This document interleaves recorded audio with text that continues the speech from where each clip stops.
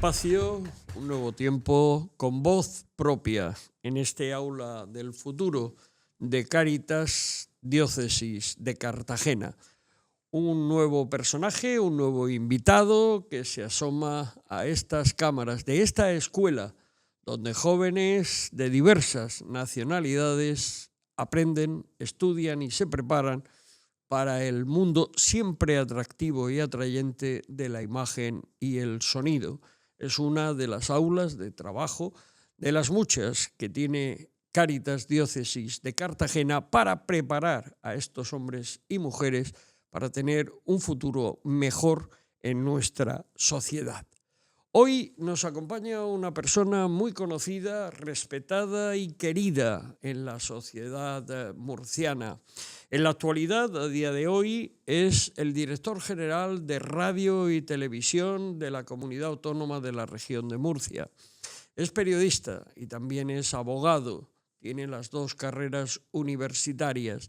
En su día fue decano, el primer decano del ilustre Colegio Oficial de Periodistas de la Región de Murcia, porque además fue el impulsor, el motor de que la idea de la colegiación fuera hacia adelante. A él le correspondió precisamente el tema de tramitarlo con los grupos parlamentarios, con los grupos políticos en la Asamblea Regional al fin de su aprobación. De ahí nació la fundación de la Asociación de la Prensa, que también fue obra suya. No vamos a hablar del tema político ni vamos a hablar del bagaje periodístico porque se nos quedaría corto este podcast. Pero vamos a hablar, eso sí, de su labor en ayuda y en favor de las personas más necesitadas. Juan Antonio de Heras, que es nuestro invitado, allá por los años 80, siendo estudiante en Madrid, junto a un grupo de amigos y compañeros, deciden crear una ONG cuando la palabra aquí ni sonaba, ni se sabía lo que eran aquellas siglas ONG. Aquella ONG que nació con el nombre de Solidarios. ¿Y cuál fue el desempeño? Que ahora explicará él. La visita, el apoyo, el asesoramiento y, ¿por qué no?, la esperanza, como Cáritas lleva, pero en este caso Solidarios lleva la esperanza a las cárceles de España. Juan Antonio de Heras, encantado, buenos días. Pues un verdadero placer, algo ruborizado por la presentación, que sé que es fruto del afecto, y por lo demás encantado de estar en el aula del futuro. Asomarnos al futuro, qué desafío. Conforme estaba usted hablando, yo me quería ver a mí mismo hace 30 y tantos años, si hubiéramos tenido la oportunidad de disfrutar de un aula así. Ojo, yo estudié en la Facultad de Ciencias de la Información, la de Periodismo. Pues puedo asegurar que no había un aula tecnológicamente dotada como la que hoy estoy contemplando. La tecnología que usábamos era una regla, tipómetro, donde unas unidades de medidas, el cícero, te ayudaban a maquetar en una especie de folio grande lo que podía ser la portada de un periódico. Esa era nuestra tecnología de la información. Amenábar rodó allí una célebre película, la que le encumbró, Tesis, y sería un aula con ordenadores. Entonces comprendimos que eso era ciencia ficción, eso no era un género de terror, porque esas aulas no estaban en mi Ni en época. sueño, vamos. Pues si en ese momento nos hubieran convocado a un aula como esta para hablar del tema que hoy vamos a hacerlo, probablemente hubiera sido imposible para mí adivinar nada de lo que vino después. Es radicalmente cierto. En los años 80 las ONGs no existían como tales. Sí existía la labor parroquial, sí existía Cáritas. Cáritas desde hace mucho tiempo, desde la posguerra española, ya se empezaron a organizar en España. Ahí fragó en la posguerra. Exacto, no con ese nombre todavía. No, pero fue el germen. Eso es. Y eso sí tenía un movimiento muy extendido, muy capilar dentro y fuera de España, porque la labor de la Iglesia es universal, como todos bien sabemos. Por lo tanto, era muy, muy difícil encontrar a nadie fuera del ámbito religioso, en el ámbito puramente civil, que se dedicara a algo que hoy podemos definir y comprender fácilmente con la palabra voluntariado. Era una palabra que tampoco se utilizaba.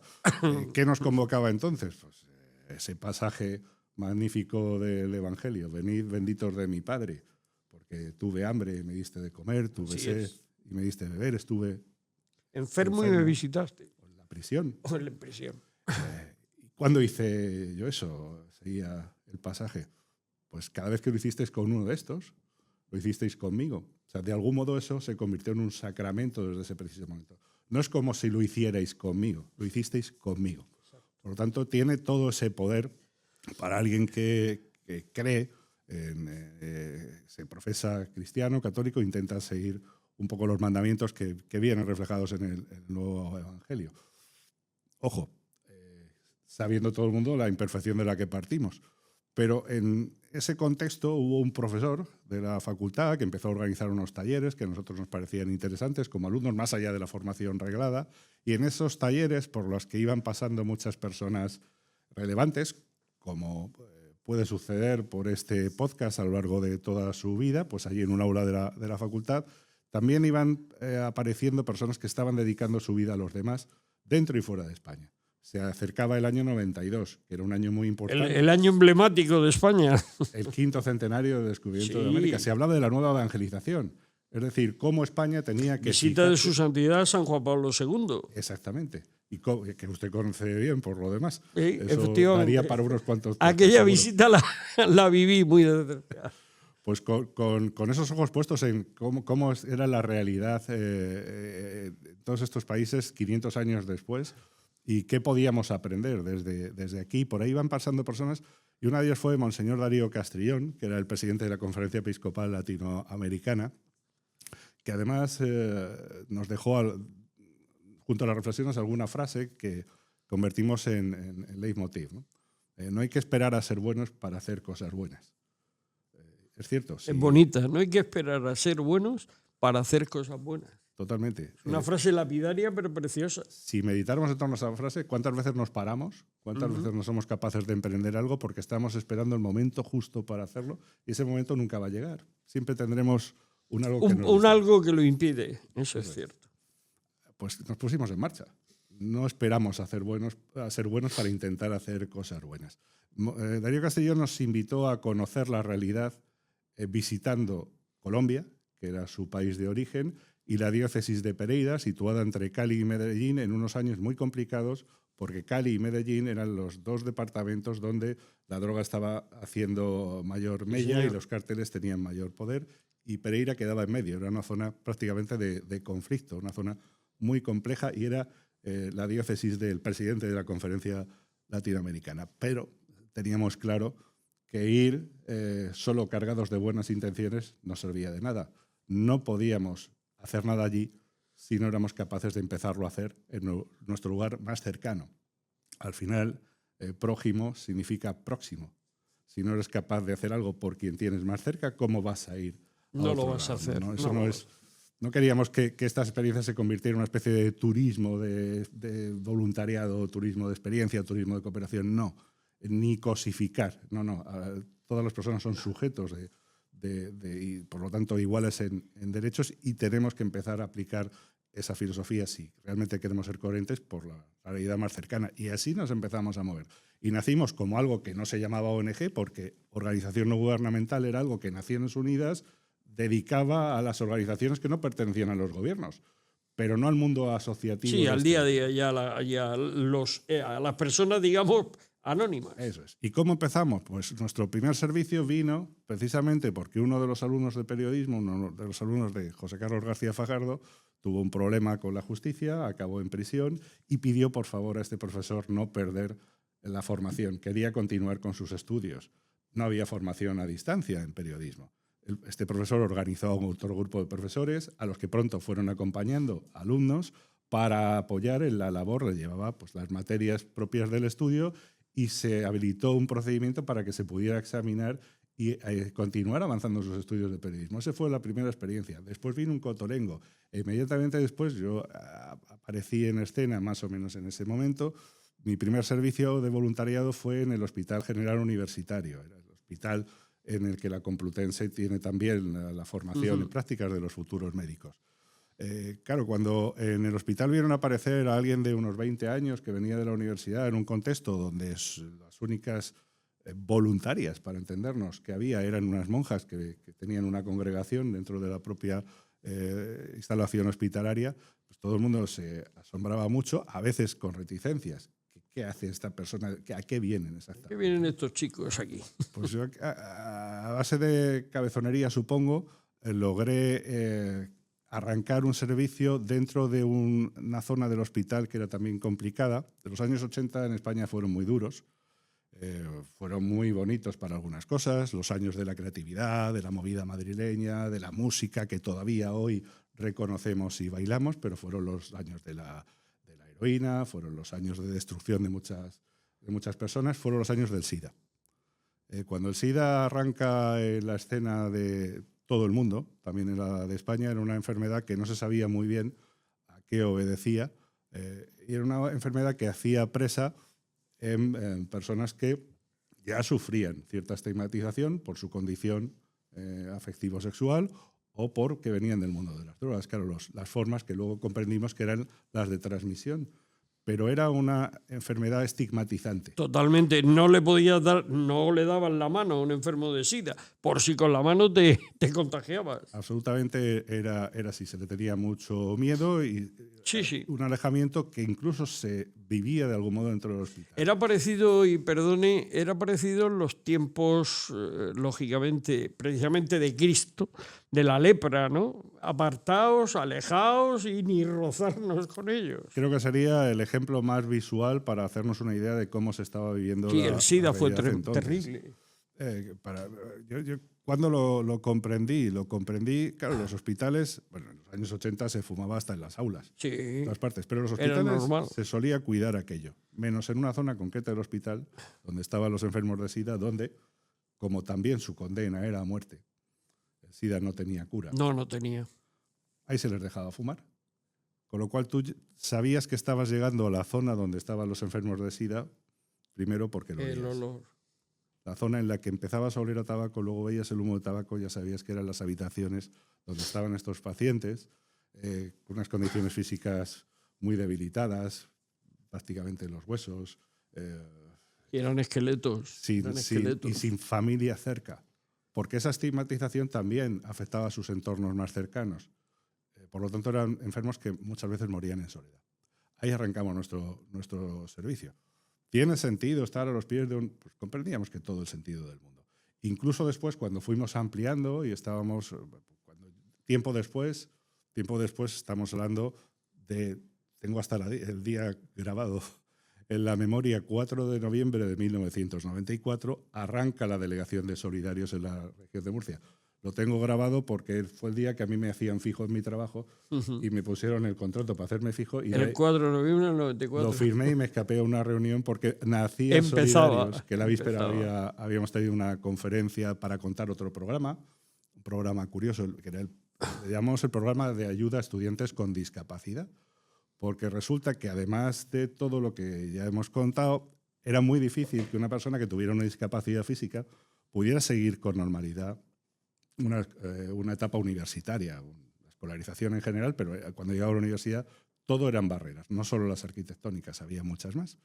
Como era muy difícil conseguir que en ese momento las administraciones o las universidades invirtieran para convertirse en espacios accesibles, lo que hicimos fue crear un servicio donde los voluntarios eran las personas que se dedicaban a hacer más fácil la vida a los estudiantes con discapacidad. Si tenías una discapacidad de movilidad, el estudiante te movía por esas zonas complicadas de la universidad, o para acceder a la estantería donde estaba el libro que necesitabas, o si tenías un problema de ceguera, tenías al lado una persona, cuando todavía no había audiolibros ni descriptores, que te iba a ayudar a seguirlas.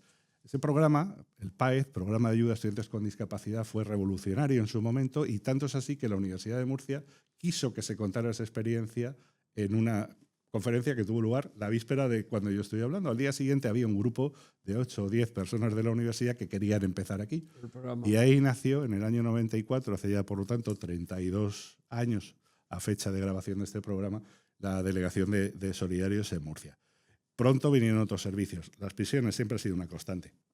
Habla usted de ellas. Aquí en Murcia hay un programa cultural en Campos del Río, que yo creo que es una maravilla, como en Soto del Real, como en tantas otras prisioneros. En Málaga yo lo he vivido, vamos, en Alhaurín de la Torre, y humildemente, y he participado en ese programa cultural. O sea, sé lo que se está haciendo en el interior de las prisiones, ¿no? También fue complejo convencer a instituciones penitenciarias. Hablaba antes de la cara con la que nos miraban un grupo de... Bueno, en todas partes. La verdad es que en aquellos años nos miraban raro por todas partes. Llevas al hospital, ¿qué hace este?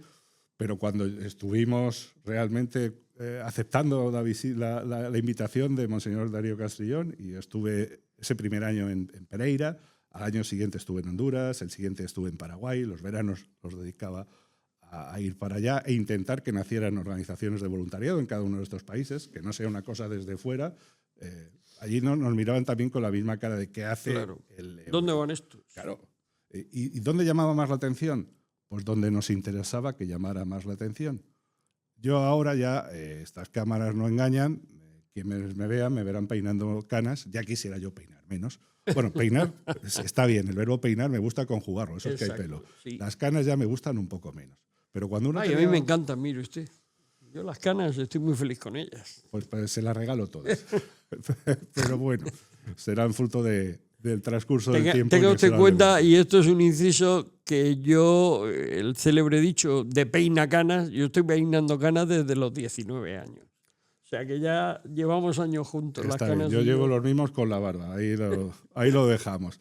Pero con barba y todo, en aquellos años era alguien joven que estaba estudiando una carrera en una universidad europea, española, madrileña, que cruzaba el charco para estar con las Hermanitas de los Pobres, o estar en las zonas, en Asunción, por ejemplo, la zona de los Bañados, le llamaban así, porque al lado del río se establecía la gente que no tenía recursos para tener vivienda, y cada vez que había una crecida... Claro, imagino dónde irían aquellas chabolas. Y las vidas que había. Y las vidas. Bueno, pues era una realidad que el resto de la sociedad... Hoy lo vemos normal. Los voluntarios que llegados, sobre todo, y universitarios y tal, afortunadamente, y llega verano y se van. Hace poco, precisamente, una compañera de los servicios generales se fue al Alto, a Bolivia, quiero decir, y lo vemos normal. Pero en los años 80 no era normal. No era tan habitual. Claro. Y aún hoy yo creo que sigue siendo muy importante que las organizaciones, Cáritas lo está haciendo de una manera ejemplar, ayuden a que miremos la realidad de una manera distinta. Distinta. Porque cuando pasábamos por las universidades parecidas a la nuestra a contar lo que hacíamos en España, que era lo que contábamos de paso lo que se podía hacer allí. Y eran cosas que la propia gente del lugar o las personas que tenían nuestra edad en ese momento desconocían por completo. Y desconocían porque son realidades que muchas veces no quieres mirar, haces como si no existieran. Las quieres apartar de alguna, no sé si para protegerte o para desentenderte, por lo que fuere. No había visión, y sin visión no puede haber implicación, y sin implicación no puede haber transformación. Por lo tanto, creíamos que lo realmente importante era ayudar a que se mirara en todas las direcciones. Eso también forma parte de la realidad, de tu realidad, y debes comprometerte con tu realidad. Creo que las organizaciones al día de hoy siguen haciendo esa labor, y sí es cierto que si entonces las palabras voluntario o ONG no estaban acuñadas, hoy en día es todo mucho más habitual. Con lo bueno y con lo malo. Y aquí me voy a permitir, para esto también sirven las canas, una reflexión algo un poco más crítica. Aquí hubo dos momentos en la evolución del voluntariado en España. Uno, cuando realmente lo era, aunque no se le llamara voluntariado. El inicio. Y otro, cuando esto fue tan interesante que empezó a ser un voluntariado retribuido. Claro. ¿Cómo fue un voluntario retribuido? Pues las universidades, cuando empezaron a ver, claro, nosotros nacimos a día de hoy, Solidario sigue teniendo su sede en la Universidad Complutense, y aquí en Murcia, en Espinardo, tenemos todavía con la relación que hay con la universidad tan fluida desde hace 30 años, ¿no? Pero cuando las universidades empezaron a ver que esto era importante, empezaron a incorporar a los planes iba a decir planes de estudio, empezaron a dar créditos por hacer actividades de voluntariado. Por lo tanto, la retribución del estudiante universitario se convirtió en que hacías voluntariado y convalidas una asignatura. Claro. A ver. Eso es una trampa. Cuando existía el servicio militar obligatorio, se estableció la prestación social sustitutoria. Bueno, pues empezó a convertirse también en algo distinto. ¿Cuál era la motivación real? Entonces, yo sigo pensando, que el poder transformador parte de las convicciones más íntimas que uno pueda tener y que cuando eso lo cambia, las cosas empiezan a funcionar de otro modo. Evidentemente. Cuando cortamos nosotros solidarios, todos los veranos, los cientos de voluntarios que mandábamos, cuando empezamos a percibir que no éramos capaces de gestionarlo bien y que la gente que iba para allá realmente iba a intentar, no sé si lavar su conciencia o asomarse. O buscar el crédito luego. Pero no, claro. Nosotros insistíamos muy mucho, y eso en las organizaciones serias, Cáritas lo es, en planes de formación que a lo largo de todo el año te permitan saber que la persona se aproxima a un servicio de voluntariado sabiendo lo que tienen entre manos. Porque si no estamos, digo, en otras cosas, estamos cosificando, convirtiendo en objeto. Y el mundo de la gratificación o de la retribución, de algún modo, del que fuere al voluntariado, tiene también esa complejidad. No es una crítica absoluta, porque tiene también muchas ventajas, y detrás de eso también habría otra. Y es otra reflexión, no sé si crítica, pero otra reflexión. Nosotros decíamos en aquellos años que el objetivo ideal de una, llamémosle ONG para entendernos, o de nuestra asociación, sería no existir. Seríamos perfectamente felices si dejáramos de tener sentido. Dejar de tener sentido significa que la parte que hay por detrás, es decir, la parte de compromiso público de las administraciones, funciona. Porque si no, las organizaciones tienen que entrar a suplir lo que las carencias. Como sociedad no hemos sido capaces de arreglar. Eso en el tema de las emergencias también pasa, o ha pasado con frecuencia. ¿A qué le teníamos alergia? A ser el servicio de postventa de un conflicto. Alguien organiza un conflicto, el conflicto se desarrolla y luego llega la ONG a poner las vendas sobre el conflicto. No se puede ser servicios de postventa de un conflicto. Hay que intervenir desde otro modo, ¿no? Y sobre todo hay que permitir que en origen se trabaje como se tiene. Lo importante es que no fueran necesarias, obviamente. Absolutamente. Obviamente. Hay una frase, estoy ahora mismo recordando, que viene un poco al hilo, ¿no?, de lo que está usted diciendo, y es una frase nada más y nada menos que de San Agustín de Hipona, del siglo IV. Dice, es caridad vestir al que va desnudo. Lo ideal sería no tener que darle un vestido. O sea, creo que lo resume. Es un resumen magnífico. Y es de San Agustín, entiéndame, no es una cosa, ni es un alarde, ni mucho menos. Sabe usted que soy lector de San Agustín, que lo sigo y que me gusta. Como gran filósofo que fue, cuyo pensamiento llega hoy en día. Sí. Dice, es importante, venía a decir, no utiliza la palabra caridad, pero esa deferencia con el hermano de vestirlo. Claro. Pero lo ideal sería... Y he hablado de la parte pública, pero realmente la importante es la otra, la individual. Es decir, a veces, yo lo he vivido en primera persona y he tenido la oportunidad de formar a cientos de voluntarios a lo largo de los años en esas aulas a las que me estaba refiriendo, en las que todas las semanas se pasaba por allí. A los voluntarios le pedíamos, en esos momentos, uno de los movimientos reclamaba el 0,7% para cooperación. Sí. Nosotros pedíamos el 0,7% de tu tiempo. Bien. Danos el 0,7% de tu tiempo, que son 2 horas a la semana, y ponlas a funcionar, no esperando a ser bueno para hacer cosas buenas. Bien, pues nosotros en esa capacidad de intentar movilizar a las personas teníamos muy claro que ese es el poder transformador. Cuando uno es capaz claro, las realidades a veces son tan difíciles de gestionar que uno puede llevarse a la desesperanza, llegar a ¿cómo voy a arreglar esto? O sea, en el océano de problema que significa esto, ¿a dónde va mi gota? ¿No? Pues va a hacer que el océano sea... La gota está ahí. Claro. Y entonces, siempre estará, por cierto. No te preocupes por solucionar el mundo. El mundo no tiene arreglo. ¿Cuántas veces lo habremos escuchado? ¿No? Vale, ¿tu mundo tiene arreglo? ¿En qué puedes colaborar? ¿En qué puedes ayudar? Tu mundo empieza por ti mismo, ¿no? Claro. Aquí también hay otras reflexiones que de vez en cuando me ha evocado la forma en la que estábamos contando esta historia, ¿no? Amarás al prójimo como a ti mismo, ¿no? Cierto. Hemos oído. Vale, pues ahí está parte del problema. Porque ¿quién nos ha enseñado realmente a querernos?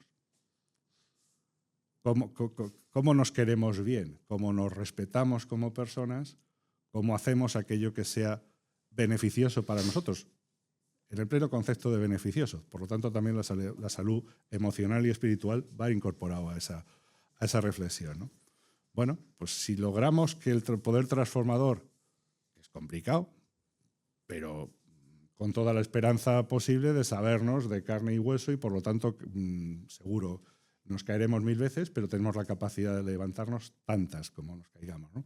Si ese poder transformador nos ayuda a cambiarnos, empezaremos a cambiar nuestro entorno más cercano. Y si cambiamos nuestro entorno más cercano, estamos cambiando el mundo.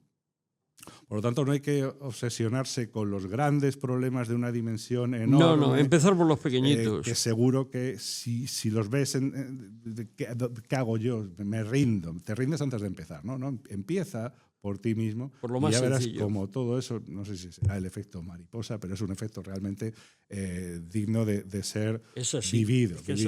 Y ahí es donde todo esto es enriquecedor. Es así porque además, dice, no pretendas, lógicamente, hacer las grandes cosas, sino empezar por las pequeñas, por las próximas. Uh-huh. De ahí también, que usted ha citado el Evangelio en diversas ocasiones, empieza por tu prójimo. Uh-huh. O sea, no quieras arreglar el mundo. Fíjate primero en tu prójimo, cuáles son sus necesidades, en qué lo puedes ayudar. Y a lo mejor ahí empieza la transformación. Sí. Yo no quiero... Y quiérete bien, o sea, mírate al espejo y date cuenta de que tu primer prójimo eres tú, que eres quien te tienes más cerca. En la soledad de tus pensamientos no hay engaño posible. No quiero terminar, estamos ya en la recta final. Ya se nos ha pasado el tiempo sin darnos cuenta, pero como quedan todavía 3 minutos, yo quiero aprovecharlos al máximo. Y es que hay algo de Juan Antonio de Heras que yo me voy a permitir decir públicamente y que nos lo diga él.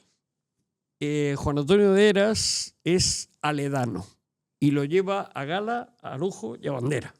Su Aledo, donde tiene las raíces, donde tiene sus orígenes, aunque él nace en Madrid, pero Aledo para Juan Antonio de Heras es algo más que un pueblo de la región de Murcia.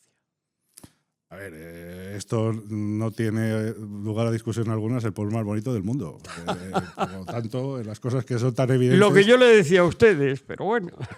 No, sí, la verdad es que Sierra Espuña y la región de Murcia laten de algún modo en ese pueblo por el que pasó Alfonso X el Sabio. Sí, el Cid Campeador. También. Alfonso X dejó una virgen, Santa María, Santa María que allí la recibió Real. el apellido de La Real. La Real. La misma Santa María que aquí recibió el apellido de La Risaca. Exacto. O el Rosel en Cartagena. O la Virgen de las Huertas. O la Virgen de las Huertas en Lorca. Son las 4 alfonsinas que hay Son las en 4 la alfonsinas. Y sigue siendo un pueblo con muchas singularidades al que a mí me gusta volver.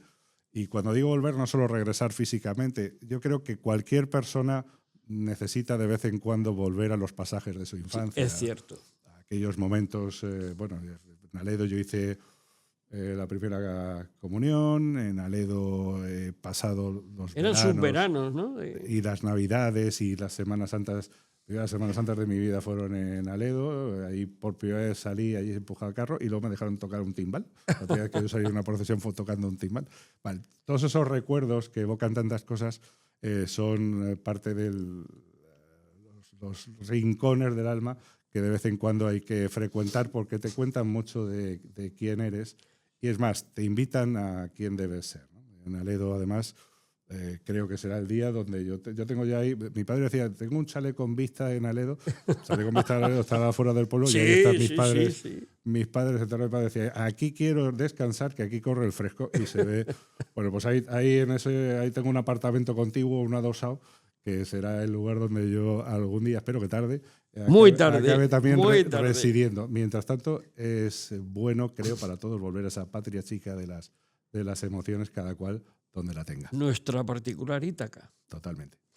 Con voz propia, el aula del futuro de Cáritas Diócesis de Cartagena. Hoy con una persona, ya lo han visto, que da y me consta que dará testimonio de amor al prójimo hasta que llegue ese momento, ojalá que dentro de 100 años, de irse a vivir la eternidad al adosado de Aledo. Juan Antonio de Heras, 1.000.000 de gracias. Nada, Y usted que siga viendo también esos 100 años que nos quedan por delante. Ojalá, Dios lo permita. Desde esta cápsula del tiempo. Hasta aquí nuestro podcast de hoy. Seguiremos porque esto tuvo un principio, pero si Dios quiere no tendrá final. Así es, el aula del futuro de Cáritas Diócesis de Cartagena.